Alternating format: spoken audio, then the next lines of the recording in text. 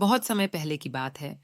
एक घने जंगल में एक महान ऋषि रहते थे, जिनका नाम ऋषि वशिष्ठ था। ऋषि वशिष्ठ अपनी तपस्या और ज्ञान के लिए प्रसिद्ध थे। वह हमेशा दूसरों की मदद करते और सभी को समानता और प्रेम का उपदेश देते। एक दिन एक निर्धन किसान ऋषि वशिष्ठ के पास आया और बोला, हे महर्षि, मेरी फसल बर्बाद हो गई है और मेरे परिवार के पास खाने को कुछ भी नहीं है। कृपया मेरी मदद करें। ऋषि वशिष्ठ ने किसान की परेशानी सुनी और उसे अपनी कुटिया में आमंत्रित किया। उन्होंने किसान को खाना खिलाया और उसे दिलासा दी। फिर ऋषि वशिष्ठ ने अपनी जादुई गाय नंदिनी को बुलाया।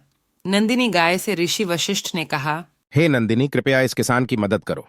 नंदिनी गाय ने अपनी अद्भुत शक्तियों से किसान के लिए बहुत सारी फसल, सोना और अनाज उत्पन्न किया। किसान की आंखों में आंसू आ गए और उसने ऋषि वशिष्ठ का धन्यवाद किया। वह खुश होकर अपने गांव लौट आया और उसने अपनी फसलें फिर से उगाई और समृद्ध हो गया। कुछ समय बाद राजा विष्णु शर्मा ने ऋषि वशिष्ठ की प्रसिद्धि सुनी और उनसे मिलने का निश्चय किया। राजा ने ऋषि वशिष्ठ से उनकी जादुई गाय नंदिनी मांगी, लेकिन ऋषि वशिष्ठ ने मना कर दिया।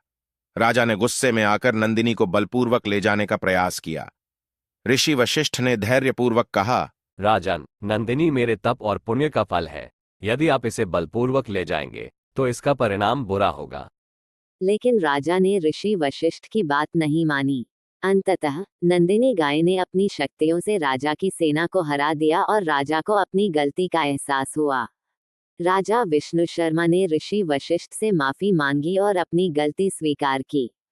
नैतिक शिक्षा। महानता और पुण्य का सम्मान करना चाहिए।